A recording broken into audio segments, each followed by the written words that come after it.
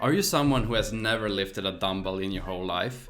Or maybe you used to go to the gym, but you haven't been going in a while and you want to get into the habit again? Well, you're in luck, because today I'm gonna give you 7 easy steps taking you all the way from the couch to building a habit of lifting twice per week consistently. Wait, did you say only twice per week? Like, don't I need to go like 6 times per week in order to see great results? That's the biggest misconception that people have when it comes to going to the gym. It's gonna be a lot more sustainable and a lot more motivating to have a schedule that you feel that you can persist over time. So like, it's a lot better to start with 1 to 2 sessions per week, and when you've been going to the gym consistently for a long time, that's when you can start to go to the gym more regularly. I've been lifting back and forth for 13 years, and the times when I've seen the best results I have definitely been when I've been consistent instead of going to the gym 6 times per week, 1 week, and 0 times the other. But let's start with the first tip, which is finding a gym. And this sounds very obvious, and it is, but first step, if you have no idea where to start, is to identify which gyms are in your area. And you might live in a small town where there's not a lot of options, or if you're in a bigger town, there might be dozens of gyms to choose from.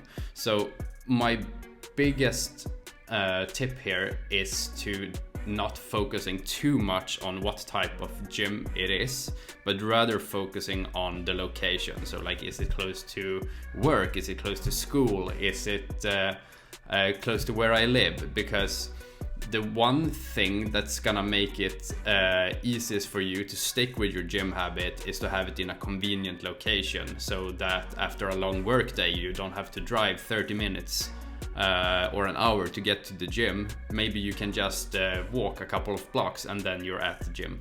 So that's my biggest tip when it comes to finding a gym. So look at gyms that are in a strategic location where you feel like, okay, I'm more or less in this area very often, every week regardless. So actually commuting to the gym is not gonna be that hard. And make a list of potential gyms that you could go to. Second step is to sign up for a trial period on maybe each gym. Like, start with one gym and do a trial run and see what you think about the gym. And if you have a list of like 3, 4, 5 different gyms, try them all. Like, do a trial run and see what you like, instead of like just going into the first best gym, sign up for 1-year membership, and maybe you will never show up again. So that's the biggest thing. Like, a lot of people, they just walk into the gym and like, yeah, this gym seems great and there's so many cool people here and I love the vibe, and they sign up for a 1-year membership, and then they realize like, oh shit, like maybe I didn't actually like the vibe when I've been going here for a couple times, or maybe this is in a really bad location. It's not very convenient for me to get to this location. Number 3, which is like heavily correlated to the trial run, is to actually do a workout there. And you might be thinking like, Eric, that's easy for you to say, but I have no idea what I'm supposed to do. I've never been to a gym before. So if you're in that situation, I got you. So I actually made a beginner template that you can download and follow, and I'll leave the link down below if you're interested in that.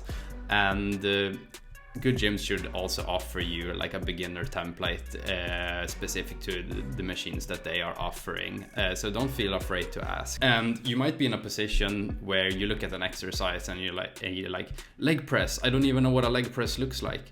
And again, like, ask the staff there, like, go talk to them and say, I have this schedule that I got from a friend, or I was looking at the template that you have, but I don't know how the machines work. Could you maybe have a session with me and show me how the machines work? And if it's a decent gym, they should offer you this service, because they will be happy to provide the service to you in order to get you to stick with their gym. Because if they give you a good service, you're gonna be way more likely to stick with the gym, right? Number 4, sign up for a membership. You've done the 3 first steps. You located the gym, you sign up for a trial, and you actually have done some workouts there, and you feel like, okay, this gym is in a decent location, I like the vibe, I could see myself go here a few times per week. The next step is obviously to sign up for a membership. And if you're watching this in December 2025, it might be a really good time to actually do that, because a lot of gyms are gonna offer you promotions for January, because they know that a lot of people come up with New Year's resolutions to sign up for the gym. So take advantage of that. See if the gym that you've been going to offer some kind of promotions or discounts for signing up for a year, because if you sign up for a whole year, there's one less excuse, because now you actually have a gym membership. You just need to drag your ass there. Number 5 is starting easy. And this is, I think, the biggest mistake that most people do when they start out at the gym, myself included, multiple times. Every time that I've been off from the gym and I start going again, I feel so excited, I feel so motivated that I can't help myself. And instead of going a couple times per week, I go 6 times per week. And my body gets really sore and I feel tired, and you don't realize until you really hit that wall where that accumulation of workouts really hits you and you feel fatigued, you feel unmotivated, and you get out of the habit, so that the next week all of a sudden you're not hitting the gym at all because you feel sore, you feel unmotivated, and you feel like shit, because you'll be like, last week I went 6 times and this week I can barely make it 3 times, and you feel bad because it feels like you're regressing. So in a lot of ways it's just unmotivating to set the bar too high from the start. So that's why I encourage you to do 1 session per week and keep that for a month. Most people can't do that because it's hard to, at this point, to not go to the gym. But once you've done that, once you've gone once per week for a month, that's when you can consider like, okay, after my first workout, I felt really sore, and I felt sore for almost a week. So I kind of needed like that week to like recover, and you keep doing that until like after a few workouts, you feel like, ooh, I did a workout like 3 days ago and I feel fresh, like again, I feel ready to go. And then you can like try to add a second workout into your week and go from there, and only add that second workout and keep that for a few months, because going to the gym 2 times per week, you're already beating the majority of people. So, and feel proud of yourself for building that habit and stick to it. And later on, like when you've been doing it for months, then you can start like experimenting with 3 days a week, 4 days a week, different body splits, upper, lower, bro splits, pull, push, leg. Like there's so many different things that you can try out.